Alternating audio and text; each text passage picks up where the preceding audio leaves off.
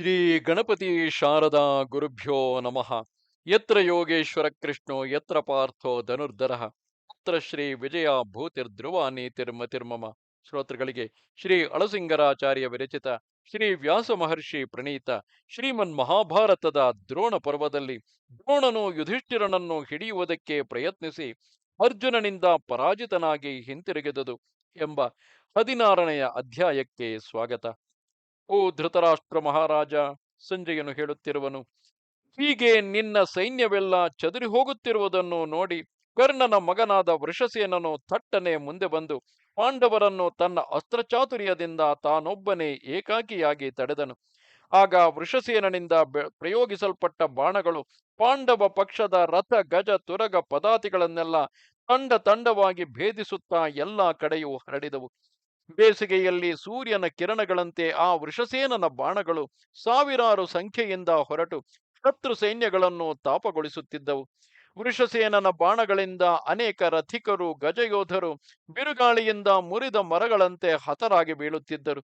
ಗಜ ರಥ ತೊರಗಗಳನ್ನೆಲ್ಲ ವೃಷಸೇನನು ತಂಡ ತಂಡವಾಗಿ ಹೊಡೆದು ಕೆಡಹುತ್ತಿದ್ದನು.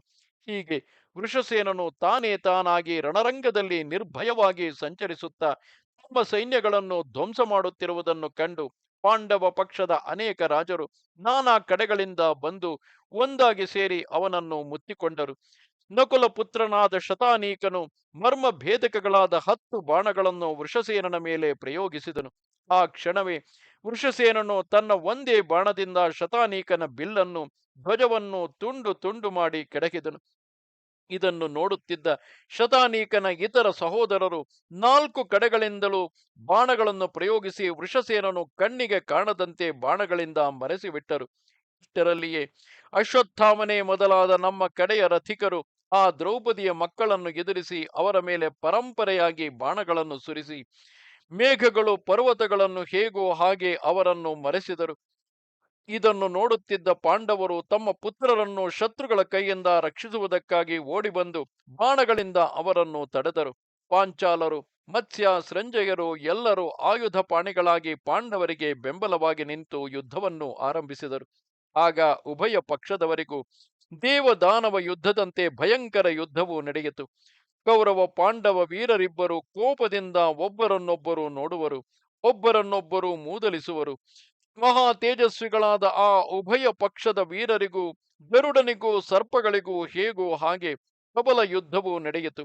ಇತ್ತಲಾಗಿ ಕರ್ಣ, ಕೃಪ, ದ್ರೋಣರು, ಅಶ್ವತ್ಥಾಮನು, ಅತ್ತಲಾಗಿ ಭೀಮನು, ಧೃಷ್ಟದ್ಯುಮ್ನನು, ಸಾತ್ಯಕಿ ಇವರೇ ಮೊದಲಾದ ಮಹಾವೀರರಿಂದ ನೆರೆದ ಆಗಿನ ರಣರಂಗದಲ್ಲಿ ಪ್ರಜಾಕ್ಷಯ ಕಾಲದಲ್ಲಿ ಲೋಕನಾಶಕ್ಕಾಗಿ ಅನೇಕ ಸೂರ್ಯರ ಉದಯವಾದಂತೆ ತೋರಿತು.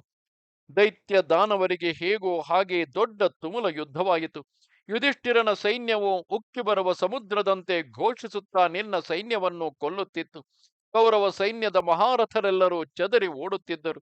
ಹೀಗೆ ಶತ್ರುಗಳಿಂದ ಚದರಿಸಲ್ಪಡುವ ಸೈನ್ಯವನ್ನು ನೋಡಿ ದ್ರೋಣನು ಧೈರ್ಯವನ್ನು ಹೇಳುತ್ತಾ, ಎಲೈ ಶೂರರೇ, ನೀವು ಹೀಗೆ ಓಡಬಾರದು, ನಿಲ್ಲಿರಿ ಎಂದನು. ಆಗ ದ್ರೋಣನಿಗೆ ದುಸ್ಸಹವಾದ ಆಕ್ರೋಶ ಉಂಟಾಯಿತು. ಅವನು ಎಣೆಯಿಲ್ಲದ ಪರಾಕ್ರಮವನ್ನು ತೋರಿಸಲಾರಂಭಿಸಿದನು. ನಾಣನ್ನು ತೀಡಿ ಬತ್ತಳಿಕೆಯಿಂದ ಬಾಣಗಳನ್ನು ಎತ್ತಿದನು. ಧನುರ್ಬಾಣಗಳನ್ನು ಸಿದ್ಧವಾಗಿ ಹಿಡಿದು ತನ್ನ ಸಾರಥಿಯನ್ನು ಕುರಿತು, ಸಾರಥಿ, ಅದು ಅಲ್ಲಿ ಪ್ರಕಾಶಮಾನವಾದ ಶ್ವೇತ ಛತ್ರವನ್ನು ಹಿಡಿಸಿಕೊಂಡು ಧರ್ಮರಾಜನಿರುವನು. ಆ ಸ್ಥಳಕ್ಕೆ ಬೇಗನೆ ರಥವನ್ನು ಬಿಡು. ನಮ್ಮ ಸೈನ್ಯಗಳೆಲ್ಲವೂ ಶತ್ರುಗಳ ಕೊಲೆಗೀಡಾಗಿ ಚದರಿ ಹೋಗುತ್ತಿರುವುದು. ಆ ಯುಧಿಷ್ಠಿರನನ್ನು ತಡೆದು ನಮ್ಮ ಸೈನ್ಯವನ್ನು ಸ್ಥಿರಗೊಳಿಸುವೆನು. ಸೂತ, ನಾನು ಬಾಣಗಳನ್ನು ವರ್ಷಿಸತೊಡಗಿದರೆ ನನ್ನಿದಿರಿಗೆ ಪಾಂಡವರಾಗಲಿ ಮತ್ಸ್ಯ ಪಾಂಚಾಲ ರಾಜರಾಗಲಿ ಸೋಮಕರಾಗಲಿ ಇವರೆಲ್ಲರೂ ಒಂದಾಗಿ ಕಲೆತು ಬಂದರು ಯುದ್ಧದಲ್ಲಿ ಗೆಲ್ಲಲಾರರು. ಆ ಅರ್ಜುನನು ಕೂಡ ನನ್ನಿಂದಲೇ ಅನೇಕ ಮಹಾಸ್ತ್ರಗಳನ್ನೆಲ್ಲ ಪಡೆದವನು. ಈಗ ಅವನಾಗಲಿ ಭೀಮನಾಗಲಿ ಸಾತ್ಯಕಿಯಾಗಲಿ ನನ್ನ ಬಾಣಗಳನ್ನು ತಡೆದು ನಿಲ್ಲಲಾರರೆಂದು ತಿಳಿ. ಆ ಬೀಭತ್ಸುವು ನನ್ನ ಅನುಗ್ರಹದಿಂದಲ್ಲವೇ ಮಹಾಧನುರ್ಧರನೆನಿಸಿಕೊಂಡನು. ಆ ದೃಷ್ಟದ್ಯುಮ್ನನು ಕೂಡ ನನ್ನ ಅಸ್ತ್ರಚಾತುರ್ಯವನ್ನು ಚೆನ್ನಾಗಿ ಬಲ್ಲನು. ಜಯವನ್ನು ಅಪೇಕ್ಷಿಸತಕ್ಕವನಿಗೆ ಇದು ಪ್ರಾಣಗಳನ್ನು ರಕ್ಷಿಸಲು ಆಶಪಡತಕ್ಕ ಕಾಲವಲ್ಲ. ಸೂತ, ನಡೆ, ಯಶಸ್ಸನ್ನು ಜಯವನ್ನು ಕೋರಿ ನಾವು ಸ್ವರ್ಗವನ್ನೇ ಎದುರು ನೋಡುತ್ತಾ ಯುದ್ಧ ಮಾಡುವೆವು, ಹೆದರಬೇಡ ಎಂದನು. ಈ ಮಾತನ್ನು ಕೇಳಿದೊಡನೆ ದ್ರೋಣನ ಸಾರಥಿಯು ಅಶ್ವಹೃದಯ ಮಂತ್ರಗಳಿಂದ ತನ್ನ ಕುದುರೆಗಳನ್ನು ಹುರಿಗೊಳಿಸಿ ಧರ್ಮರಾಜನಿದ್ದ ಸ್ಥಳಕ್ಕೆ ಬಿಟ್ಟನು. ದ್ರೋಣನ ಸುವರ್ಣ ರಥವು ವೇಗದಿಂದ ಹೊರಟಿತು. ದ್ರೋಣನು ವೇಗದಿಂದ ಬರುವುದನ್ನು ಕಂಡೊಡನೆ ಅತ್ತಲಾಗಿ ಕರುಷ, ಮತ್ಸ್ಯ, ಭೇರಿ, ಸಾತ್ವತ, ಪಾಂಡವ, ಪಾಂಚಾಲ ವೀರರೆಲ್ಲರೂ ಒಂದಾಗಿ ಸೇರಿ ಬಂದು ಅಡ್ಡಯಿಸಿದರು. 4 ಕೆಂಪು ಕುದುರೆಗಳಿಂದ ಕೂಡಿದ ರಥದ ಮೇಲೆ ಕುಳಿತ ದ್ರೋಣನು ಚತುರ್ದಂತವುಳ್ಳ ಐರಾವತದಂತೆ ಪಾಂಡವ ಸೈನ್ಯವನ್ನು ಭೇದಿಸಿಕೊಂಡು ನೆಟ್ಟಗೆ ಯುಧಿಷ್ಠಿರನ ಬಳಿಗೆ ಬಂದನು. ಅದನ್ನು ಕಂಡು ಯುಧಿಷ್ಠಿರನು ಗರಿಗಟ್ಟಿದ ತೀಕ್ಷ್ಣ ಬಾಣಗಳಿಂದ ಹೊಡೆಯುತ್ತಿದ್ದನು. ಒಡನೆಯೇ ದ್ರೋಣನು ಅವನ ಕೈಯಲ್ಲಿದ್ದ ಧನುಸ್ಸನ್ನು ಕತ್ತರಿಸಿ ಅವನನ್ನು ಬೆನ್ನಟ್ಟಿ ಹಿಡಿಯಲು ಓಡಿದನು. ಆಗ ಯುಧಿಷ್ಠಿರನ ಚಕ್ರ ರಕ್ಷಕನಾಗಿದ್ದ ಪಾಂಚಾಲ ಕುಮಾರನು ತಟ್ಟನೆ ದ್ರೋಣನಿಗೆ ಇದಿರಾಗಿ ವೇಲೆಯು ಸಮುದ್ರ ಜಲದ ವೇಗವನ್ನು ತಡೆಯುವಂತೆ ಅಡ್ಡಗಟ್ಟಿ ತಡೆದನು. ರಾಜಕುಮಾರನಾದ ದೃಷ್ಟದ್ಯುಮ್ನನಿಂದ ದ್ರೋಣನು ತಡೆಯಲ್ಪಟ್ಟುದನ್ನು ನೋಡಿ ಪಾಂಡವರ ಕಡೆಯಲ್ಲಿ ಭಲೆ ಶಹಬಾಸ್ ಎಂಬ ಸಿಂಹನಾದ ಉಂಟಾಯಿತು. ದೃಷ್ಟದ್ಯುಮ್ನನು ತೀವ್ರ ಬಾಣದಿಂದ ದ್ರೋಣನ ಎದೆಗೆ ಗುರಿಯಿಟ್ಟು ಹೊಡೆದು ಬಾರಿ ಬಾರಿಗೂ ಸಿಂಹದಂತೆ ಗರ್ಜಿಸುತ್ತಿದ್ದನು. ತನ್ನ ಹಸ್ತಲಾಘವವನ್ನೆಲ್ಲ ಉಪಯೋಗಿಸಿ ಕ್ಷಣ ಮಾತ್ರದಲ್ಲಿ ಅನೇಕ ಸಹಸ್ರ ಬಾಣಗಳನ್ನು ದ್ರೋಣನ ಮೇಲೆ ಪ್ರಯೋಗಿಸಿದನು. ಮಂತ್ರಾಸ್ತ್ರಗಳಲ್ಲಿ ಸುಶಿಕ್ಷಿತನು, ಆರ್ಯವ್ರತವುಳ್ಳವನು, ಎಷ್ಟು ಶ್ರಮವನ್ನಾದರೂ ಜಯಿಸಬಲ್ಲವನು ಆದ ಆ ಕುಮಾರನನ್ನು ದ್ರೋಣನು ತನ್ನ ಬಾಣಗಳಿಂದ ನಿಗ್ರಹಿಸಿ ಅವನನ್ನು ಲಕ್ಷ್ಯದಲ್ಲಿಯೇ ಇಡದೆ ಪಾಂಡವ ಸೈನ್ಯದ ನಡುವೆ ಪ್ರವೇಶಿಸಿ ನಾನಾ ಕಡೆಗೆ ಸುತ್ತಿ ಸುತ್ತಿ ಸೈನ್ಯಗಳನ್ನು ಕೊಲ್ಲುತ್ತಾ ತನ್ನ ಸೈನ್ಯಕ್ಕೆ ಅಪಾಯವಿಲ್ಲದಂತೆ ರಕ್ಷಿಸಿದನು.